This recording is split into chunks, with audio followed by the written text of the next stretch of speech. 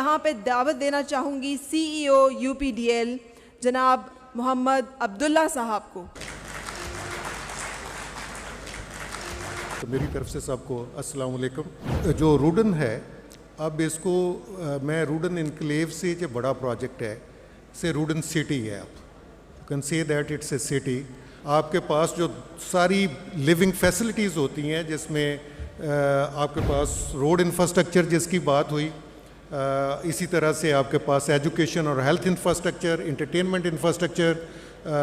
और social infrastructure, वो सारी चीज़ों को सामने रखते हुए हमने इसको प्लान किया है। थोड़ा सा मास्टर प्लान के एंगल से मैं बात करता चलूँ तो इसमें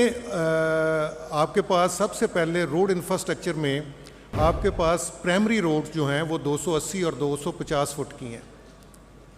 ये मेरा ख्याल है कि इस्लामाबाद और पिंडी में पहला प्रोजेक्ट है जिसमें 280 फुट की एवेन्यूज़ आ रही हैं, और एक नहीं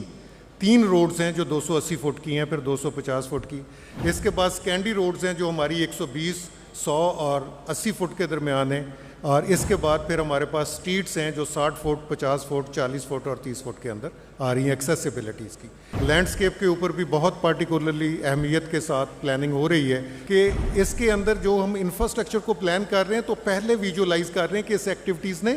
कैसे कल को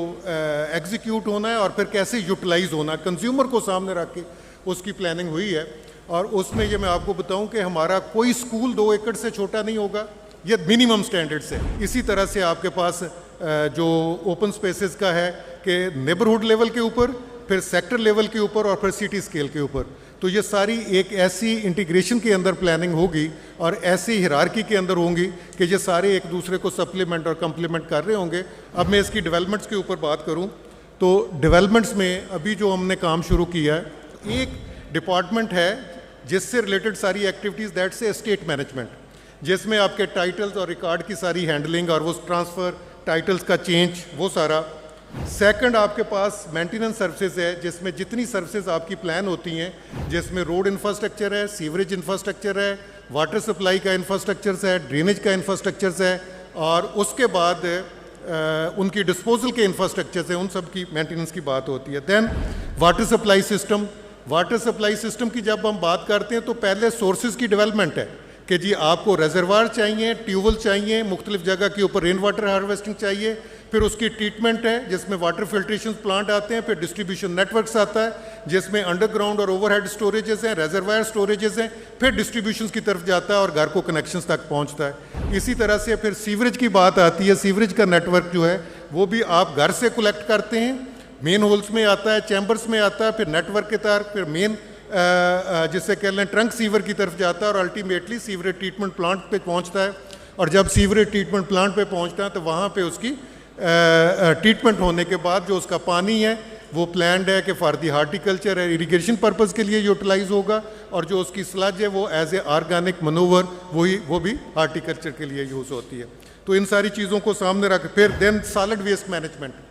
मुख्तलिफ लोकेशंस के ऊपर अलांग दी रोड किस किस जगह के ऊपर कलेक्शन पॉइंट्स होंगे, किस तरह से घर से कलेक्ट होगा। मेरी कोशिश होगी कि जो इंटरनेशनल स्टैंडर्ड्स है हम वही यहाँ पे लेके आएँ, ऑन दी सोर्स इसकी सेग्रीगेशन हो, और जब ये डिस्पोजल पॉइंट पे जाए तो इसकी यूटिलिटी जो है वो जो दुनिया कर रही है। तो environment friendly solid waste management systems हर स्कूल के साथ,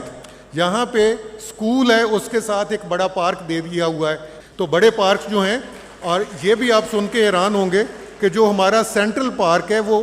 800 से 1000 कनाल के दरमियान सेंट्रल पार्क होगा। हम तकरीबन कोई 15% of the total area convert कर रहे हैं फ्यूचर में high rises development, that's apartment developments. Energy sector जो है उसको 2 हिस्सों में तकसीम करते हैं, गैस है और इलेक्ट्रिसिटी है। तो इलेक्ट्रिसिटी में आपके पास ग्रिड स्टेशंस और डिस्ट्रीब्यूशन नेटवर्क्स और फिर कनेक्शंस, और उसमें अल्टरनेट एनर्जी। हमारी कोशिश ये होगी कि जितनी हमारी स्ट्रीट लाइट्स हैं, हमारी सिग्नल्स हैं, हमारे पास पार्किंग है, सिक्योरिटी लाइट्स हैं, ये सारी की सारी अल्टरनेट एनर्जी पे हों, सो दैट कि हमारे ग्रिड्स के ऊपर प्रेशर कम हो और सोसाइटी के ऑपरेशनल एक्सपेंसेस रिड्यूस हों।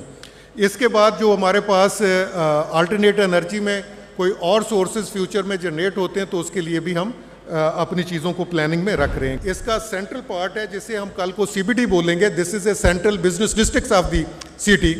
80 to 90% उनकी सेल्फ सस्टेनेबिलिटी हो, इनको इससे बाहर मूव करने की ज़रूरत ना हो, सिर्फ उन एक्टिविटीज़ के लिए मूव करें जिसके लिए, और उसके लिए एक मास ट्रांजिट सिस्टम जिसके ऊपर हम इनिशियल बेस के ऊपर एज ए सोसाइटी एक अपना पब्लिक ट्रांसपोर्ट सिस्टम जो है प्लान करें, सो दैट कि वो शहर के दूसरे उन लोकेशंस को जो कि नेसेसरी मूवमेंट से कनेक्टिविटी दे सके फ्यूचर में, वो भी प्लान का हिस्सा है। फिर हमारे पास इसका फिनांस डिपार्टमेंट जो बहुत ज़्यादा इंपॉर्टेंट एक रिक्वायरमेंट होती है कि आपकी एक पूरी बजटिंग के, अच्छा जो इनिशियल पीरियड होगा जितना रेवेन्यू आता है उसका मेजर पोर्शन लैंड की तरफ जाता है और डेवलपमेंट पे एक्टिविटीज़ में फ़ंड कम होता है, और फिर जैसे जैसे टाइम गुजरता जाता है लैंड के सोर्स रिक्वायरमेंट्स पूरी होती जाती है तो आपका डेवलपमेंट फ़ंड इंक्रीज़ होता जाता है और आपके पास वो एक्टिविटीज़ बढ़ती जाती हैं। डिज़ाइन डिपार्टमेंट जो इन हाउस डिज़ाइन डिपार्टमेंट एक रिक्वायर्ड होता है फ्यूचर में, जो कस्टोडियन होता है आपके प्रोजेक्ट्स का, जो सारा रिकॉर्ड मेंटेन करता है जिसमें town planning, architecture, structure, electrical, mechanical, infrastructure, water supply, sanitation services,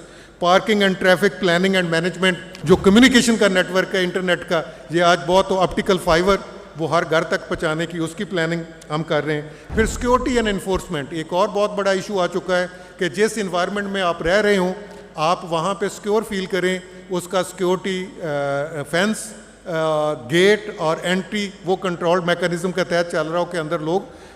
मुख्तलिफ़ किस्म के जो हादसा होते हैं उनसे बचने के लिए, इंसिडेंटल जो सारी एक्टिविटीज़ होती हैं उनसे बचने के लिए, ये बहुत अहम इशू जिस पे म्यूनसिपल एडमिनिस्ट्रेशंस जिसमें डिज़ास्टर मैनेजमेंट, फायर ब्रिगेड्स और वो सारी एक्टिविटीज़ जो जिसमें सॉलिड वेस्ट और क्लीनिंग, रोड्स की क्लीनिंग है और वेस्ट की कलेक्शन है उसके ऊपर, और एंड पे